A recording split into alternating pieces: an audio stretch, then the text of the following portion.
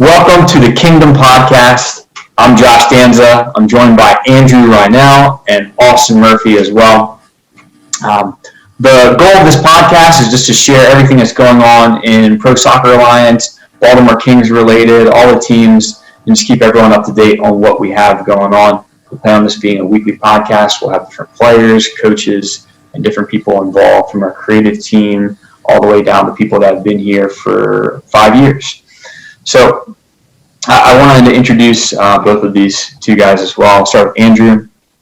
Andrew, I think I met you, 3 years ago, maybe?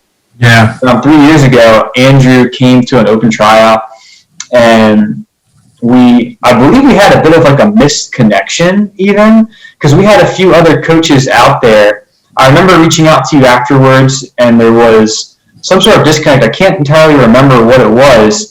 Maybe it was just busy schedules, or I'm not sure if the coaching staff had been prompt in returning back to you. How was, I know you came out to the open tryout, but what happened immediately afterward? So, there's a couple of tryout stories. The very first tryout that I went to was about 3 years ago. And so after the tryout, I was offered a spot with the pro reserves. But at the same time, I had just been admitted to graduate school. That's what it was. We had found out that my wife was pregnant with our first child. And so that put a bit of a delay on my soccer plans. So I ended up trying out again almost 2 years later after I finished grad school. I still had that itch to play, high-level soccer. And so I came out to another tryout, and, I hadn't heard from you guys in a while, so I just assumed that, I didn't make the cut. And I was like, okay, well, that's okay. I'll just keep chugging along and give it another shot. And then I don't know how, but I guess you did find out my actual email address, because that had been the miscommunication, was the wrong email address. And so a month later you said, Andrew, I'm so sorry, your email was this, but it was a misspelling, can you come out? And I was like, yeah. I was really happy to get that email, actually. There's no hard feelings. Yeah, no, and it's crazy because I remembered you all the way back from, and we go through so many guys that come in for tryouts and come in throughout the years. And I think even just in the past 6 years, we've had so many guys that are talented that come in, and maybe there are a few times where, like, early on, I wasn't even at some of the tryouts, so some guys were there and then say, oh yeah, I came to a Kings tryout, and I wasn't there, someone else was coaching. So it's interesting, like, seeing as the players cycle through. I remembered you, and you came out again, and I thought that you had also improved over the years. I know you mentioned that you had kind of taken some time where soccer wasn't your top priority, but I remember you came out, and I was like, I would love to see his commitment level, and like as he gets fit and as he gets more touches on the ball, where you could be. And I think it was interesting, like even seeing now, like the player that you are now opposed to you were a year ago seems to be entirely different.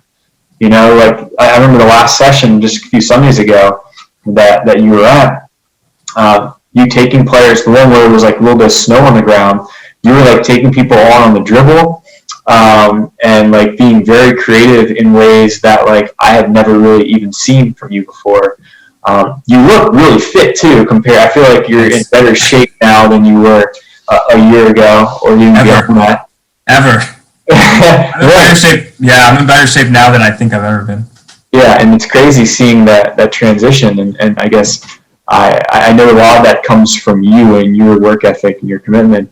But having Andrew here has been great, and being able to see you on the futsal court throughout the winter and just train throughout the fall. I think it's awesome being able to start off this pro futsal season. Something that we're actually doing this Saturday is our pro futsal first game of the season opener. And we have 3 teams attending. There's going to be 3 games. where each team plays each other. So each team has a doubleheader, and that's going to be in Queenstown, Maryland, on the Eastern Shore. And we are going to have a limited capacity in terms of attendance there, just a few fans in order to make it seem somewhat realistic. But it should be a really fun event. We are, I believe, at capacity right now. Last time I checked, it was like a couple away, so I'm sure it's met since. But it will be fun. It'll be fun to get out there. Also, I have Austin Murphy with me, like I mentioned. Austin originally came out, I think it was over 2 years ago now? 2 years? It was June 2019. Yeah, so almost 2 years. I remember Scott had reached out, and we have a player, Scott Scriven, that plays with us, and he said, I know this guy, Austin, that is just like a good guy, like he's a good player, wants to improve, and he'll be the guy that wants to learn and just wants to come out. And you came out, I believe, for the first time that summer, if I'm not mistaken, with the group. Yes, and played, and just seeing your commitment and seeing your improvement over a 2-month window was awesome. And then to see where you were at right before COVID even. I remember we had a few like inter-squad games that we played, and just like you were scoring goals from far out, banging the ball, keeping possession, comfortable with it. And I was just, like I said, like the same way as Andrew's development, your development over the past few years has been crazy in terms of just the commitment and persistence that you put into the game. And I think that's something that is a common theme among a lot of our players, a lot of our guys. Like, we never advertise ourselves as being the best team in the area or the best players in the greater Baltimore area. I think that was a common misconception early on, where like people tried to like start confrontation with us because they were like, oh, who are these guys coming in thinking they're really cool and really good, where we didn't want to ever be seen as the team. We'll never market ourselves as Baltimore's team or Maryland's team. I think there are so many good players, and you guys have seen them even in men's league or semi-pro teams that play in the area. There's so many good players, but like I want more than just a good player. I want a good person too that is going to be reliable and consistent. I'm not saying that everyone we bring in are just these awesome people that I want to be around all the time. That's definitely not true. But I've kind of learned over the years that I would much rather play alongside or play against guys that want to be there, that want to take things seriously, than just showing up and playing recreationally. I just feel like I can't do that. Like I said, I'm not saying we have the best players, but I do feel like we have some of the most committed guys around in our big player pool, and there's a lot of guys. So like I plan on bringing on like a lot of different players on here, just talking about their experiences and kind of just rolling through and talking about what we have coming up.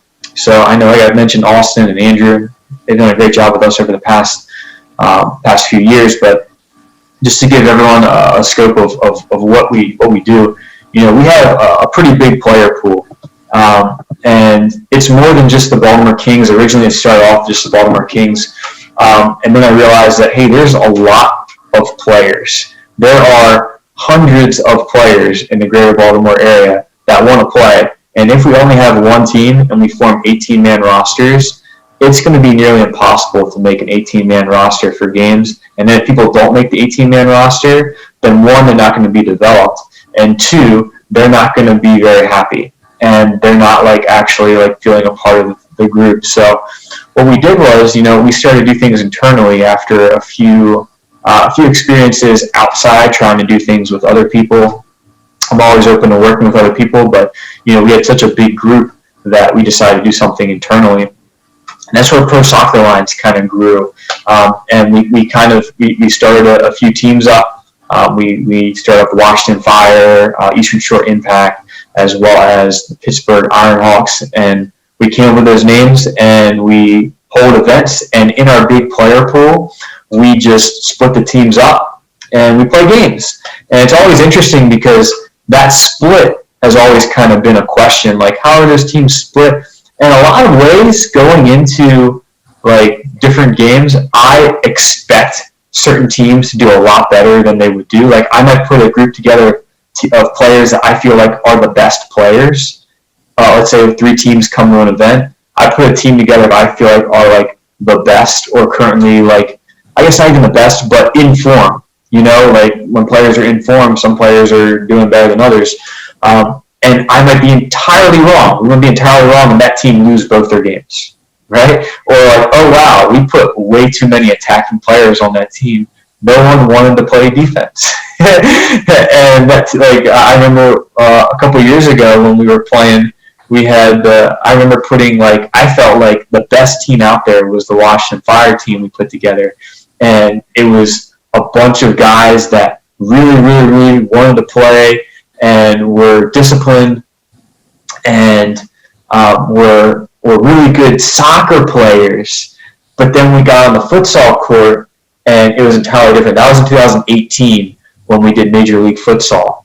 But all those guys, it was funny because all those guys were great soccer players, but you put them on a futsal court and they were all like, they would have, if you would create a starting 11 of soccer team, that's it.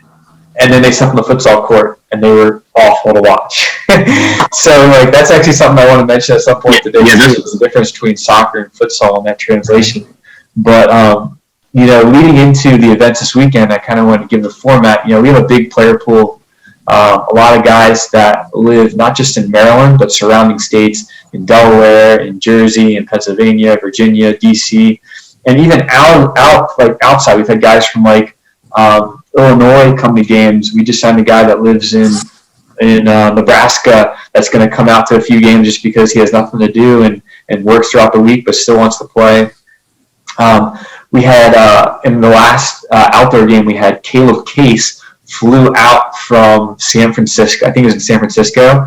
Wow. Flew out from San Francisco to play in a game, come hang out with his family over the weekend, and then fly back.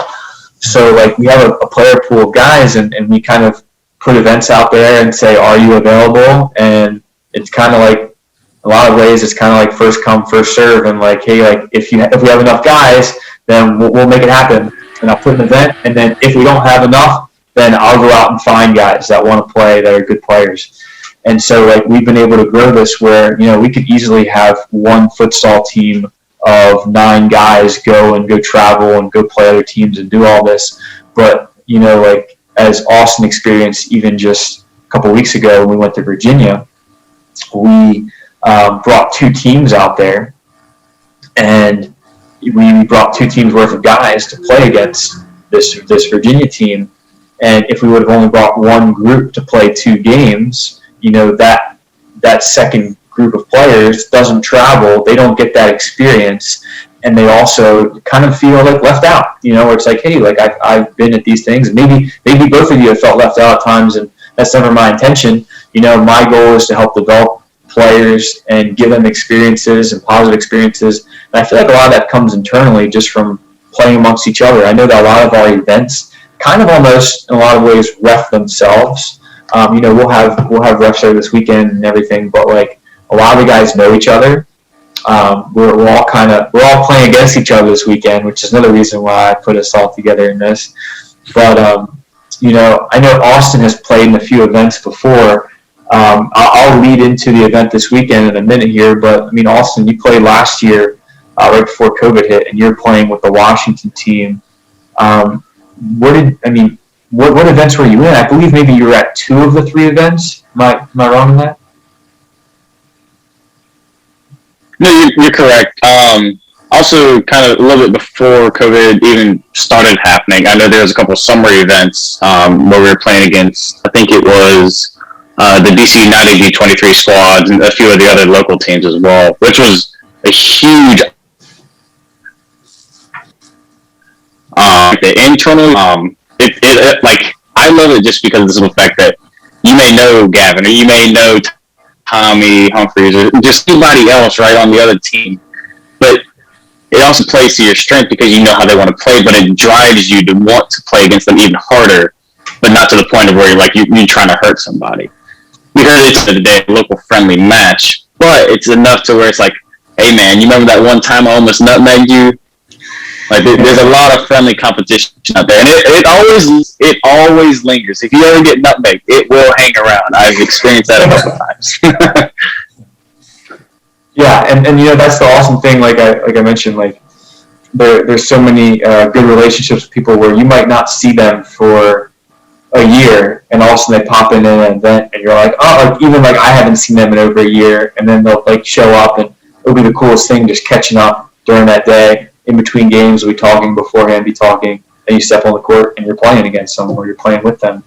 So it's always cool. I know that throughout the winter, actually, Austin, you actually played right before COVID hit, and you played with the Washington Fire team that beat our Kings team. I think we were winning by like 4 or 5 goals at one point. I think we went up 5-0 originally, and then it was like 3 minutes before halftime, and you guys scored 5 goals back to back to back to back to back, and you guys were just taking shots. And I went back and looked at the stats, and I remember one of the biggest things was you guys like took twice as many shots as we did, and they were from further out too. I remember you were hitting them. Vaughn was always hitting shots. AJ was taking a ton of shots, and Caleb as well. And it was a surprise that of the 5 leading goal scorers from that event, Caleb, AJ, and Vaughn. And it was funny because, they were taking shots from far out. Were normally shots that, like, I would yell at from our Kings guys from taking. But you guys the goalie was blocked on several occasions or takes a deflection. And you guys just kept on shooting, kept shooting, and played disciplined defensively. And once you guys get that lead, like, it was so hard to get it back. So I remember that, and I remember just looking back at that and thinking, like how do we blow that 5-goal lead against you guys? Well, like I remember because we had, like it was like you mentioned, like you guys were up 5-0, like we were like beating ourselves up on the sideline, and we went into the court and we were like, all right, look, if we keep opening up the back door for them, it keep happening, right? So we finally decided we'll just drop the pivot with the outsides and sit in, allow you guys that half court space. And once we saw that you guys were allowing it, we were like, okay, now we can get that quick counter on it and just bang the shots, because you never score if you never take a shot. Was like our basic mentality, and it's like you said, it worked out. But I know you guys have definitely learned from that experience, and especially as everybody has, because everybody holds each other accountable for their actions. So, and that's one good thing to help learn about this club. Everybody will always hold somebody accountable, like regardless of if you make a bad pass or if you just don't make a run, like you always will have somebody saying something. Yeah, and it's definitely out of love. It's wanting for you guys to improve. 100%.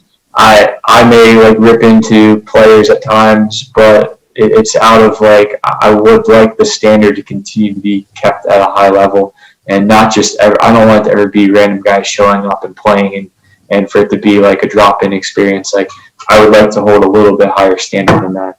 Like I said, it's not the highest level in the world, but it's still a decent level. And futsal is usually played on a lot bigger court, but even at an opposite Christian school, even though it is bigger than the court we're going to play at Queenstown, it is a relatively smaller court compared to you see like full-size futsal courts, which then also encourages even more shots being taken.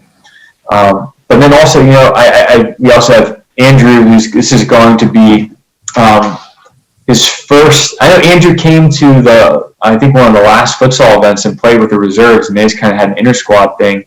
Remember him playing, and I remember you like asking a lot of good futsal questions, and I could see that you were interested in futsal. And then this winter, you came to the 2, I guess, inter-squad sessions we did at Queenstown, and I saw you looking to organize, and you're vocal, and you knew a little bit more than the other players, and you were talking with them and showing them a few things, and I could tell that you had maybe done a little bit of homework in terms of futsal I don't know if it had been like over COVID or even before that, but I'd seen that you had picked up a little bit of knowledge of just like watching some more futsal, and a lot of that comes in. A lot of people when they first come in, they think it's street soccer, and they think everyone's going to be doing a bunch of step overs and like trying to make people and trying to dribble people and take them on. Where you look at next level futsal, that's not true whatsoever. It's all about passing and moving and what you're doing off the ball and playing simple and keeping possession and then finally exploiting space when you've created it. So, this being the first time that you're with the guys, I think it would be cool to have both of you guys as leaders of each group. I've purposely brought you guys on here and haven't told you previously, but I would like for you guys to be the captains of each group, just leading on the court, communicating, helping develop your lines and your shifts, just explaining the game of futsal. Maybe it's some players' first time playing at a higher level, but I would like for you guys to be captains in the event and run it. But, Andrew, like I mentioned, like over the winter, I could tell that you had maybe studied a little bit of futsal. Like, what was the transition there? Like, what made you interested in futsal? What did you do to educate yourself? It's funny. The first word that comes to mind is embarrassment. That's what prompted me. Because I don't know if you two know, but I lived abroad when I was a kid. And so there were 2 years actually that I lived in Brazil and 5 years that I lived in Argentina when I was a kid.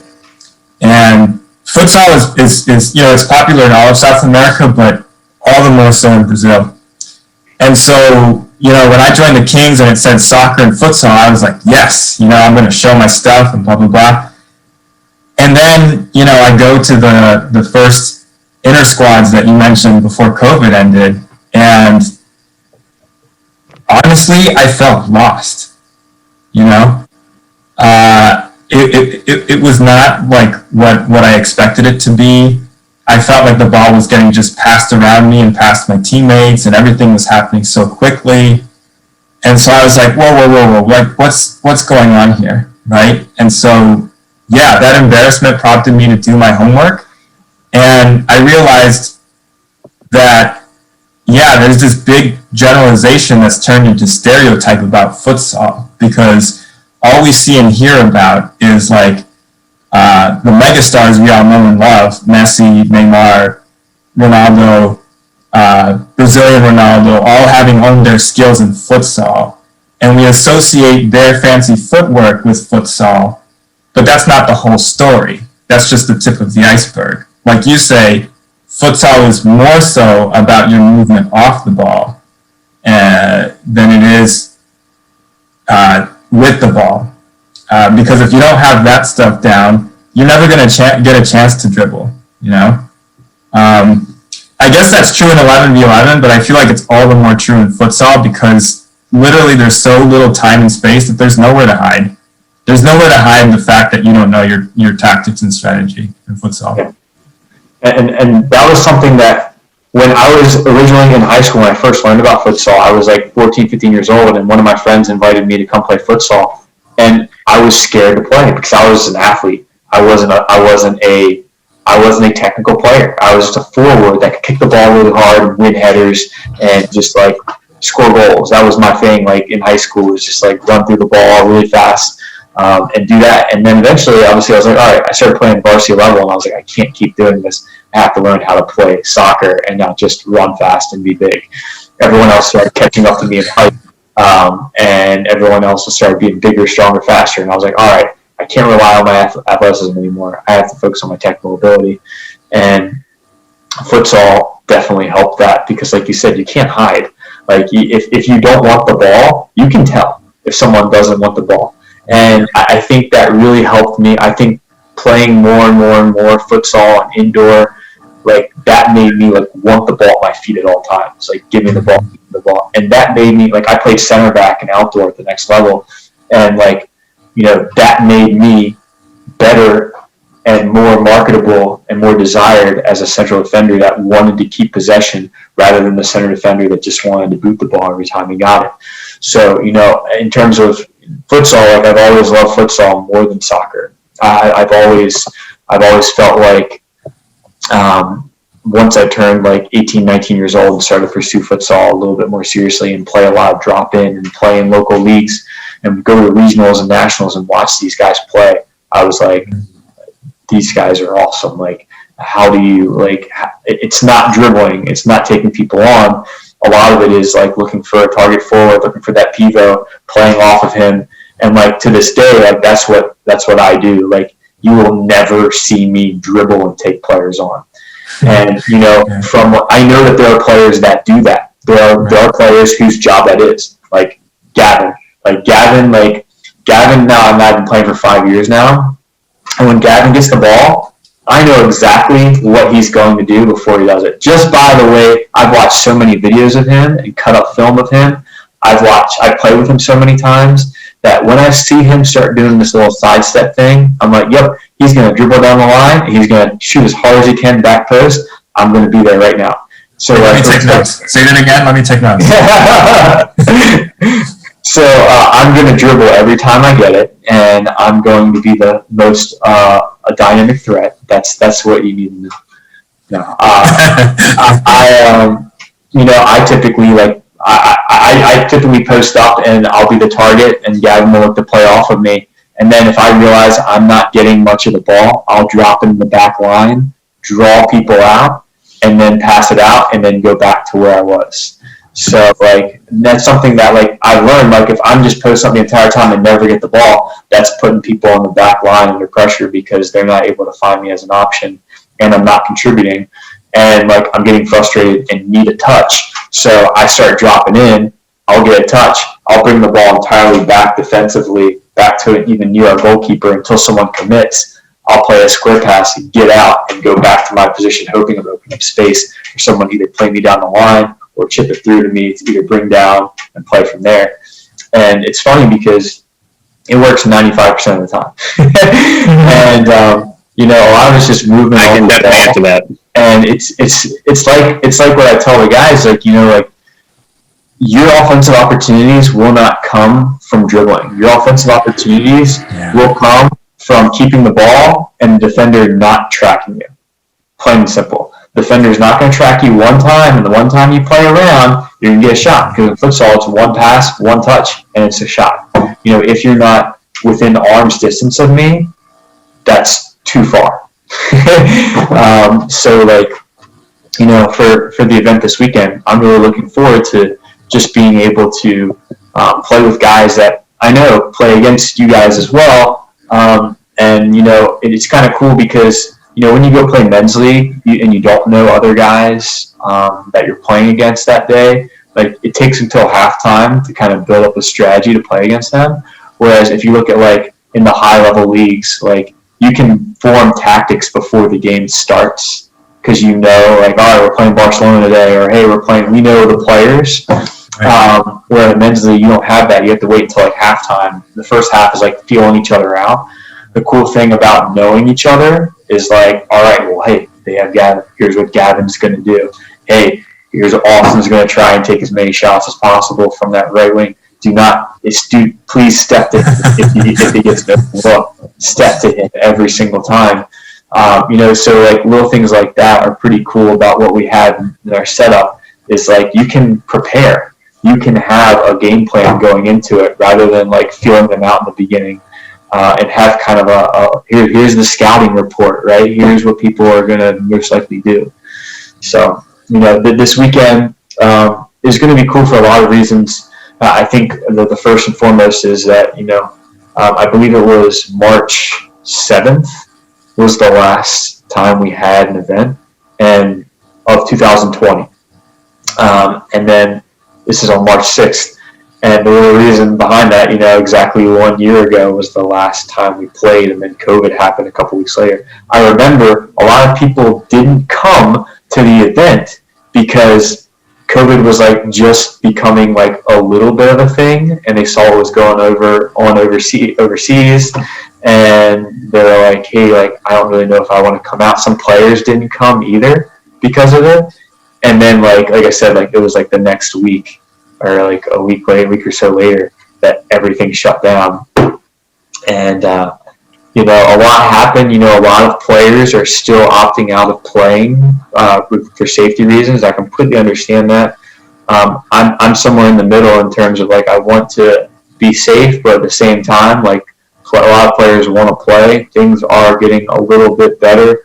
I'm not saying that things are perfect, but there are guys that want to play, and there are guys that need to stay in shape and do this for a healthy reason, not just for physical reason, but also from a mental health perspective as well. Just doing something that they love in a time when everything's been taken away from them. So, this weekend will be awesome for a lot of reasons. I feel like a lot of people are excited and looking forward to coming out. We've added a bunch of new players, and I'd like to talk about some of the guys first. We had an article released the other day of just talking a little bit about each player, and it started with Gavin. I briefly mentioned Gavin before, but I heard a little bit from. I know Austin's played with him for a while, and Austin might have a few things to say, but I believe that Gavin, from seeing futsal play here in the United States, from looking at players that play for the national team in the United States futsal, from guys that played regionals and nationals and all these top-level futsal teams, Gavin's right there with a lot of those players, and he's been playing for a while. And I wanted to open up to Andrew. I know you've seen Gavin play a few times. But what were kind of some of your initial thoughts when you first saw Gavin play? Yeah, I was like, man, this guy's good.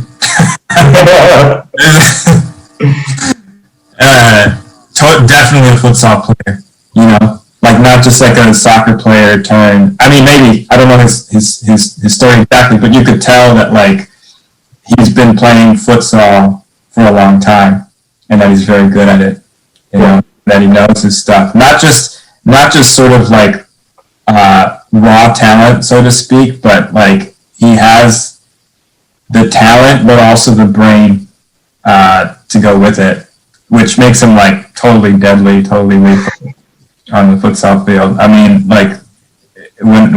When I'm playing against him, yeah, I'm gonna have to see this recording and take some notes. and also, just throughout the game, just sort of see some of his habits. But they're definitely, he's definitely got an arsenal of tricks and skills, and like I said, he seems to have the brain to back it up. Yeah, I know Austin's played with him for a while, and at least since he's been here, he's known Gavin pretty well. Is there anything I guess if you were to give Andrew any advice, since Andrew hasn't known him as well, anything that you would add about Gavin in terms of the skill set of being able to maybe limit him at all? Anything that worked in the past that you guys tried? So I've learned throughout the multiple times playing with Gavin, not only with the Kings, but also in local tournaments at SoFi or just at a pickup field at Blandale Park. If you are able to successfully cut off an angle, but also stand him up at the exact same time, and know where your other defenders are located, it's the best way to shut him down, because he's like Gavin. It's like Andrew was saying, he's a very talented person, but also has the brain. So he's always going to think of that second or third option. He's not just looking to go down the line if he's sidestepping you. He's always going to look also the back post for Josh, or he's always going to look for that drop pass, and then, or maybe just a feed across and then a quick shot. Yeah. So you always have to think as a defender, where is he always going to want to look, or where is he wanting to go? And it's you have to kind of balance that. It's okay, if I give him this option, is this more dangerous than letting him go in the middle, or should I just let him take the line and risk, a potential cross, or just it bouncing back across the baseball? It's a very delicate line to play, especially with that. Right. Yeah, and I think so. And I know that is a lot. I'm sorry, Josh. Go ahead. No. I was just saying that if there was one phrase I would use to describe Gavin, it would be, I guess, one skill of his that stands out from anyone I've ever played with is his ability to create space. And when his there's something phenomenal about his first touch to space. That like even if it's just like a quick movement in and the ball ends up way over here, just the little tiny like the I guess little steps he has that there could be someone on him like guarding him really tight, and he's able to create separation for himself very quickly. And Gavin plays really well, and I think that I've been able to combine a lot with him. I enjoy playing with him. He finds me pretty well when I play as the pivot, the target forward up top, and plays off me and knows what to do. I think another player that like I'd say has stood out a lot that I enjoyed playing with, that's going to be playing with me, playing with the Kings team, is Alex Shipley. He's 19 years old, I think. He goes to Towson, and the first few events he was playing with the Pittsburgh team, and I really didn't notice him in terms of when we were playing. But when I went back and watched the film, I was like, this kid was the foundation of every single opportunity they had. He would draw the ball out and find a player and look to keep possession and find the open man, create a little bit of separation, and then find the pass, where he didn't even have the assist, but he was able to calm down the situation and find the right pass like 90% of the time. And that was something that I saw a lot of players trying to force it, push it forward, and he was willing to go backwards and or play neutral or even play the safe pass when there was a more like appealing dynamic option to go to, where he would do that most of the time, but then out of nowhere, like I guess 9 times out of 10 he would play the safe route, but the one time he played the killer ball, it worked. Like because they didn't expect it, and he finally played that killer ball, be on point, and we ended up losing. I watched the film back like 3 times and took like stats from the games, but he was such a huge reason for a lot of that success. And working with him has been really great. But going down the list of players, you got guys that, and I can pull up the list right now actually, and I can talk about some of these guys. But you got people like Brent, who's going to be in goal for your team, Austin. Brent's been traveling from Delaware, far away. Wait, Jersey, Delaware, one of the two? No. So he's Pennsylvania. Brent? Is he Pennsylvania? I thought he was Pennsylvania. I might be mistaken. I thought he was like both Delaware or Jersey. I'm gonna have to. I thought he was Rehoboth, like we're near Rehoboth Beach. But he was driving out at 7 a.m. to come out and like leave super early. I remember Brett's dedication and just wanting to improve. And even in the past, like I said, there's so many players in the past year have like developed. Like Brent first came out and was a great shot stopper, but now like he's vocal, he's able to distribute his feet a lot better, and a lot of people are more confident in him. And seeing him develop over the past year has been great, like you guys as well. But having him in goal, Austin, is nice. I don't know if you know Eduardo. Eduardo will also be in goal with Brent. Eduardo played in Major League Futsal a couple years ago, a league that we don't play in anymore. But Austin, I put some familiar faces on your team. Yeah, I noticed that. I saw I think I saw there was Brent, there was Tommy. I'm trying to remember. I think there was a couple of new faces, or well, not new faces, new names that I did see on there, which I was really looking forward to because I knew that there was a lot of good talent that was coming in. So I like it was like you mentioned that with Brent. I mean, even when we went down to Alexandria a couple of weeks ago, it was like nonstop. I mean, like just constant letting you know, like, hey, there's a guy over here, there's a guy over here.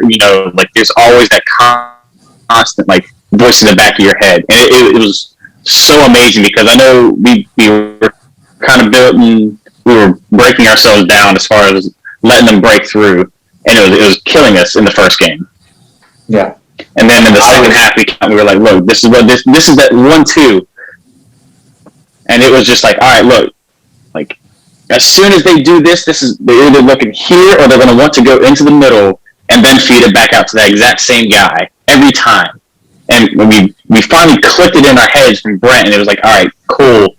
And it was like bang, bang, bang, like 3 goals immediately. And the last one, like I just happened to read it just right, and it just sealed us with the 5-3. And I was it was my first goal with the Kings, and I mean, you can still listen in the background. Like I was like, let's go. I know one of the angles that was filmed. I mean, go ahead. I was just gonna say, I mean, it was just one of those moments where you like, wow, like it was. It's incredible. So from one of the angles it was filmed from, the one that we ended up putting highlights from, you can't actually see you take the shot, but the other angle we had to post that too, because I have that angle too from you actually scoring. So I'm sure that would be nice to see. I think I was managing. I know you weren't there, Andrew, but I was managing that game from the sideline. I didn't play in the first game, and I was very unhappy with the performance in the first half, and I called a timeout halfway through. Even a third of the way through the first half, and it was awful. It was bad. People were in the right positions. I got on Austin. I said out of love, I was just telling Austin out of love, like you need to step it up a little bit. And that second half, you're an entirely different player.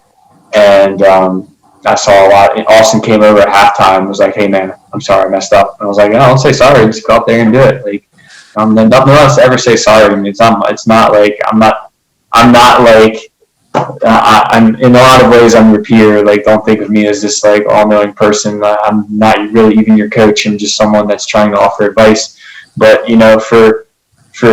for you to go back out there in the second half and do that, I thought that was awesome. Brent scored the 5th goal, which then kind of sealed the deal and won 5-3. But a couple quick goals in transition, kind of against their own play, even that we scored. I'm just looking at the rest of your roster. You have Brent and Eduardo that play in goal. Tommy, who's been around for a long time. Tommy has a great story. I'd love to have him on sometime and share his story.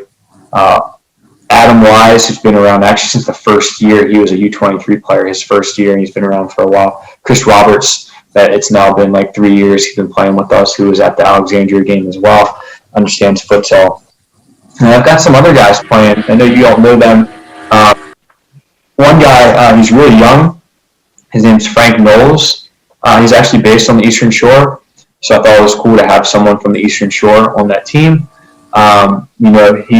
He's very talented on the ball. He's going to look to be a little bit of an offensive threat for you guys. It'll be interesting to see how he does. Another one, Tito Vasquez. Tito lives in Delaware, and Tito has been playing in a lot of, you see him as a leading scorer in a lot of local men's leagues over in Delaware. He's also Puerto Rican, which is a plus. So, try to get that Puerto Rican connection. And actually another Puerto Rican that I added, his name's Chris Pagan, and he's on your team. He actually runs a men's team out of DC, and they play, I'm not even going to remember the league they play in, but he runs a men's league team that plays in DC. And he reached out a couple of years ago, and we're just now reconnecting, and he's going to be out there. He's a big defender, and he'll be someone good to be able to control the ball out of the back. Also have Kiki. Kiki lives in Delaware as well, and he runs the Delaware City FC team that is based in Delaware. It's a new team starting up. So having some guys with managerial experience and having some guys like that will definitely be a mature group to play with. Rudy Lee Nunez is coming out too. Rudy played with us at U23s a couple years ago and is now back out. He's kind of in and out based off of the schedule, which is fine, and that's the way a lot of players are, but he's going to be back in for this group. So you'll definitely have a good group to be working with here. And the same goes for you, Andrew. I wanted to briefly go through this as well. Matt Vega played for the Washington Fire last year. He was your goalie, Austin. And one of the best shot stoppers that you're going to see there this weekend for sure. I'm sure Austin can attest to that. Matt. What? 100%, 110%. Matt is without a doubt probably one of the fastest reaction goalkeepers I think I've personally seen on a futsal court. His reaction time is it's out of this world. Yeah. I don't know what he does at his house, running around chasing a cat or whatever. The man's on point. Which is funny because, you know, he first came out. Yeah, exactly. When Matt first came out, he came out for the same trial with Brent, and I remember seeing them both come out, and I was like, I don't know who's better here, because they were both putting in such a great performance at the tryout, and I was just talking to them both afterwards, and I was asking Matt what his background was, and Matt really hadn't even played at a super high level before. He was just kind of like a men's league goalie that had played, and that's how I feel like a lot of like some of the best men's league players are, is they like kind of hit their prime after high school or after college, and they're like just starting to take soccer seriously now, where a lot of guys are burnt out from playing years and years of high school ball and college ball and just negative experiences, and they're just like done with the sport. Where, you know, you got some of these guys that are just getting back in. I see Andrew kind of nodding his head because I think that's kind of a similar experience that he's had. Yeah, well, I thought a lot about this, like, because I'll be honest, like sometimes as I was going through my initial stages of development with the Kings, I was like sort of like wishing I had had that experience of having played more high school or college soccer. And then just through conversations with different people and just some self-reflection, I realized that like that doesn't guarantee anything because of what you say. Like there's some people that like they do that and they get injured or burnt out. And then on the other hand, there's people that grow up playing soccer like more informally or pick it up a little later in life, but end up, you know, being really good players. That's what I appreciate about like the open tryout system, is that like sometimes you get surprised. You know, you get surprised by individuals that don't have that traditional background, and sometimes that's good. Yeah. You know, for the first few tryouts when we first opened up the Kings, for the first few tryouts we had, I would like religiously like go through and like try and like find as much information about each player before the tryout as they register, and like look them up. This player goes to this college, this player does this, and like try and like have a good feel for them. And then they'd come out and I realized that there was a bias that I developed where it was like, oh, this guy, like he plays at this, and I have a different way of viewing him. So I stopped doing that after the first year. I stopped looking up, and I just like people would show up, and I enjoy going through and evaluating and looking at players, but like it is easy to look at a player who like shows up wearing like a Division I college jacket and like, you know, like, hey, I play at this school and whatever, or I have this kind of playing experience, and even if they're not the best player, like the way they carry themselves. But at the same point, like for me, I've noticed that a lot of top players, I guess like I played at the Division I level, so I guess I can say this, but I feel like a lot of like top D1 guys that don't end up playing professional soccer that are still sticking around, a lot of them just like, a lot of top players aren't the most fun to play with, or aren't like willing to make the same sacrifices as guys that didn't have that experience. What I mean is like, there's a lot of guys that just, since they played at the top level, they expect to step on the field and start. The first year we had the Kings U23 team, we had several Division I top players come and play with us, and we ended up choosing like some D3 guys over them for the 18-man roster because they didn't come to practices. They just like, they thought they could just show up and play on game day, and we were playing the D3 guys, we were playing the JUCO guys, we were playing the guys that didn't play in college over these guys that wouldn't come to practice. And some guys were like, hey, I'll sign with you guys, but I'm not coming to practices. I was like, okay, well, you won't be playing in games then. I guess like that stemmed from my experience because, you know, like when I played college soccer, I started off at a small D3 school, called Stevenson University, and I went there because it was close. They sent me a Christmas card, and I didn't know where I wanted to go to school, and they sent me a Christmas card saying, "Hey, hope everything's going well." And they were the only school to reach out, and I was like, "All right, I'm going to go there." Like they spent the time to write me a handwritten letter. I'm going to go there. And Coach Trevor Brown was the one that wrote out this card for me and sent it out. I still remember that. I wonder if I still have it actually. But I went there and was playing at the D3 level, and like I always was playing in the summer. I was playing with like Division I guys, and I used to think like, man, like these guys aren't much better than me. These guys aren't like, I don't know. They might be better, yes, but I feel like I could compete with these guys. And I guess like playing with players that play at a higher level gave me that confidence. And what ultimately gave me the confidence to pursue playing at Division I level and beyond was I played for a summer team. The coach I played with a team called Reinel, Maryland, and the coach was Spanish and was older, and I don't think he could speak English, but it was broken. But I don't think he knew the difference between D1, D2, and D3. Like the GM, his name was David Knowles, was signing all these top D1 players and all these guys, like guys from Maryland, guys from Wake Forest, guys from George Mason, guys from Georgetown, guys from all D1 schools, and then me. I went to an open tryout and he signed me and 2 guys from Hopkins that played D3 and 1 from Catholic.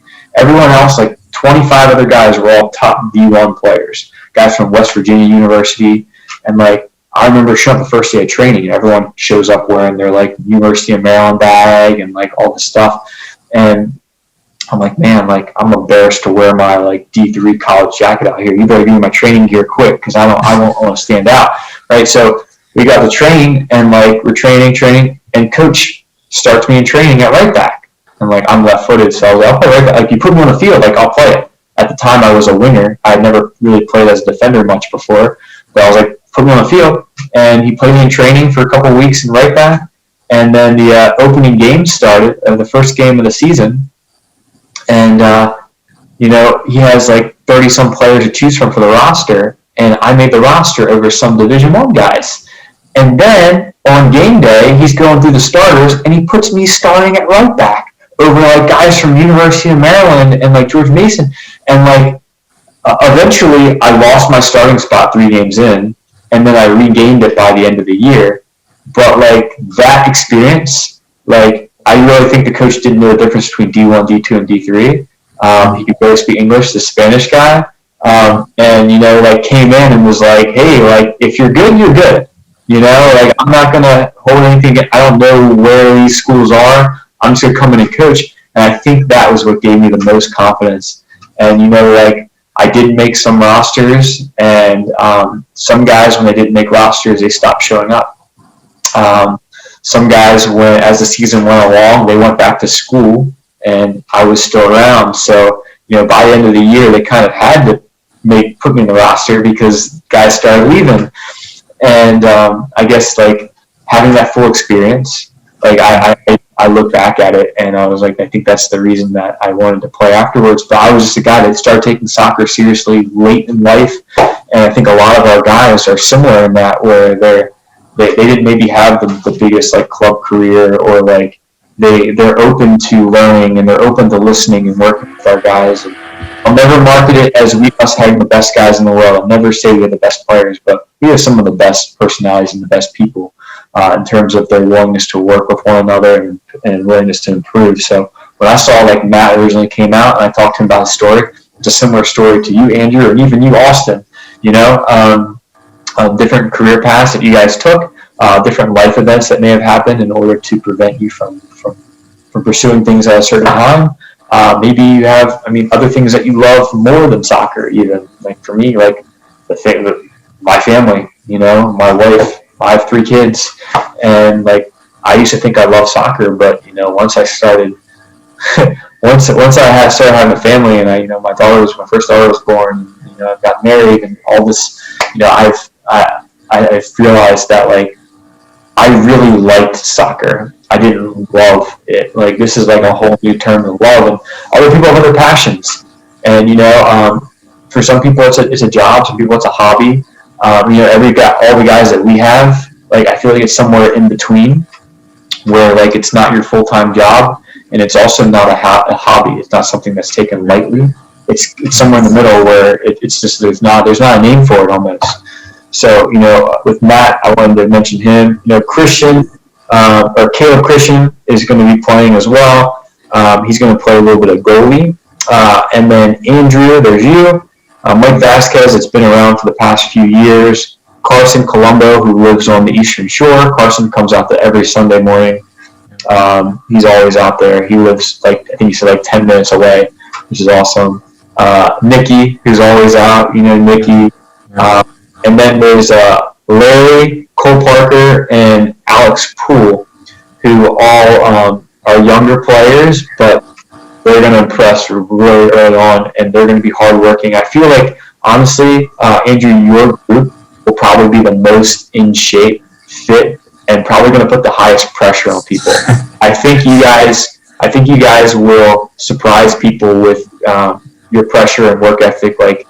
I'm not dictating how you guys play, but I would say one of your best strategies in this is to use that fitness and pressure, and make them make mistakes. Right. So, you have Muhammad and Musteba, who come out to a lot of Sunday stuff too. They're always there. I wanted to include that, they're technical, good on the ball. They'll help keep it. Musteba will create some attacking opportunities. Muhammad will be good in order to hold down the back and organize from the back as well. Yeah. So, they're great guys too. Oh yeah, great guys. And not that the others aren't, but they stick. It's like when you talk about people that are willing to learn and willing to work, they come to mind. So they're fun they're fun to play and practice with. Yeah, and that group has probably, of all the groups, your group's probably played together the most from Sunday mornings. So a lot of you guys will know each other's habits, and you already know each other really, really well. So it will be interesting seeing how you guys mold and how you guys are able to communicate work together. And then obviously, the last thing, with my group, the Kings group, we have Brian Greer. This is his 5th year playing futsal. I remember Brian first came out to a open trial for soccer, and I immediately came to him afterwards, and I was like, "You ever played futsal before?" And he said, "Not really a lot." I said, "I think you're a futsal goalie." And he started training with our futsal team, and instantly, after a couple months of learning, Brian was just he took up most of the goal. I felt like he got down low and just made these saves that I wasn't expecting him to make. Brian's someone with experience. He knows the game. This is his 5th year playing with us, so it's nice being able to work with him. Playing with him, playing with Gavin. Me, him, and Gavin have played together for at least 5 years now, and it's nice being able to play with them consistently. I mentioned Shipley before, but also there's AJ, who I thought, honestly, and looking back at the film, Austin, I know you were there at the last event, but I thought AJ had one of the best performances all around. He was, even though he didn't score, he was putting really good pressure defensively. He seemed in terms of match fitness, was pretty fit. Was holding the ball up well up top as a target option, was keeping the ball in possession, was setting up people around him. And I didn't even notice it in the game, but had to go back and watch it to realize it. Very similarly how I originally saw Alex Shipley.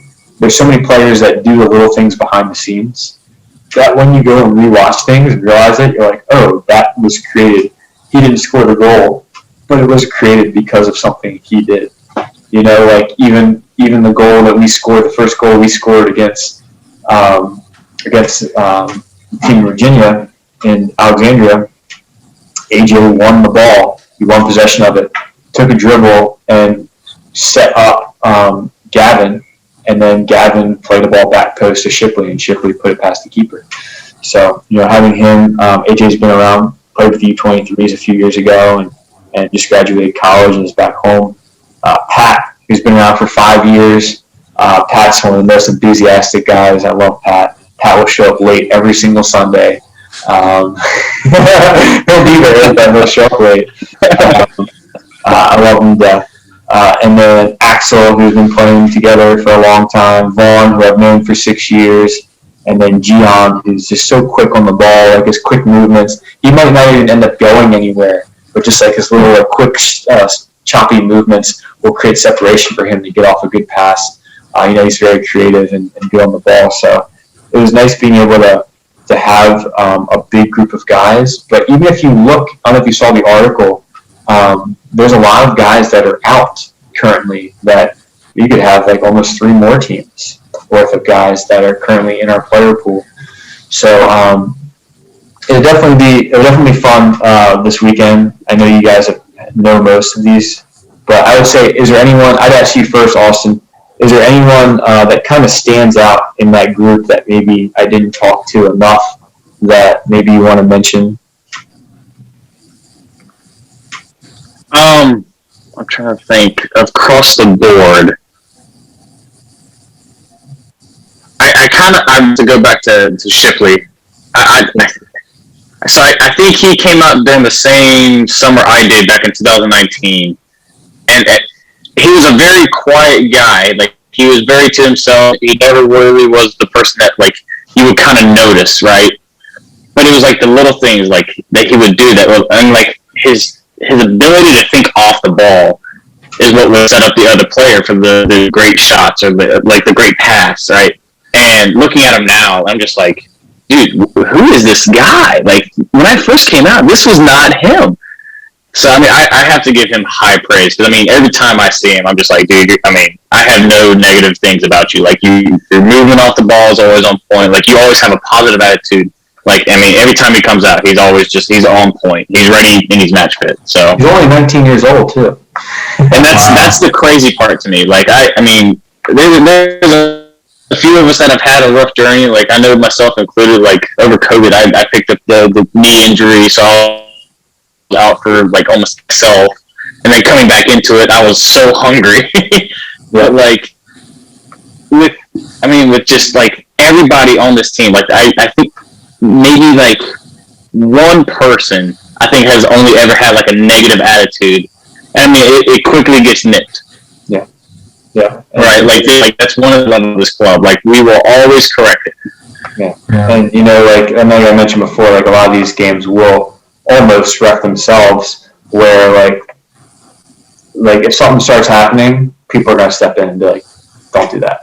Mm-hmm. There's, like, like, people are playing hard, people are working hard, but there's no one dirty. There's not going to be any, like, huge blow-up altercations. And when there are, that person gets quite a talking to from me afterwards. I mean, it always could happen, but no matter where you play, tempers can go up. But I think of everyone. I know you guys didn't know Gavin 5 years ago, but Gavin 5 years ago, if you see how fiery Gavin is now, Gavin 5 years ago was multiply that by 100 in terms of, like, confrontation, like fire, like he just blood boiling nonstop. And I love Gavin. Like, the people that I surround myself with, and a lot of people that, like, have taken, like, more, like, leadership responsibility. Like, a lot of those guys, like, might be a little prickly at first. Like, they might not necessarily, like, they're not gonna be best buds with you, but, like, or, like, they may, like, complain about things, but it's because they want something more. They want better. They want to, like, push the level, and they want to raise it, and they strive for that higher level. So, a lot of our guys, like, want to be held accountable. I want to be held accountable. Like, I want you guys to talk. Like, I enjoy feedback. And, for me, like, I really appreciate a lot of the guys that we have in our group. A lot of guys, like I said, are still out because of COVID, and they're taking precautions, and maybe some guys are just returning to playing and just want to get a little bit more fit before returning to everything. But, I appreciate both of you guys. I look forward to seeing you guys on the court come Saturday. But, in terms of leadership for your groups, I would like for you guys to lead up. Thank you. Maybe even if you look at, you could even create, like, a group text. Maybe go to Heja and, like, message people, find the people in your group, put everyone together, talk with them. Or I can send over more information if needed. We can talk outside of here. But and maybe just talk and get ready for the game outside of Saturday. I know it's just a day and a half away here, but I'm really looking forward to it. I always have the itch to play. I'm always looking to get back on the court and do something. So this weekend will be special for many reasons, especially because of everything that's happened this past year. I wanted to kind of end on that note. There's a lot of things that people can look at in 2020 and say how their life maybe didn't necessarily go the way they wanted it to. For me, I've definitely, I like control. I like knowing what's going to happen. I would say I'm a little bit of a control freak. Thus, creating a league and organizing it and doing all that and not having to deal with people because I don't trust people. But even beyond that, I like to organize things in advance, and I like to be able to know what's going on, and just not knowing what in the world was going on for those first few months, especially of COVID, was shocking to me. It shook me to the core. And not knowing, having to cancel everything in the spring, having limited things throughout the summer, throughout the fall, just starting to bring things back, and then the second wave, everything hit again, and then we had limitations on what we could do throughout the winter. So I feel now, hopefully things continue to trend in a positive direction. Hopefully we continue to just work towards getting back to whatever a new normal looks like, and get playing. I would love to work with you guys in any way possible, whether that be working here internally with Pro Soccer Alliance or pushing players off to other opportunities and using this as a platform to showcase people. We're going to have video from the event. It's always fun. Our events, for those people who have never been to a game before, we have music playing the entire time. It's loud. The players are loud. It's fast-paced. Lots of goals. It's family-friendly environment.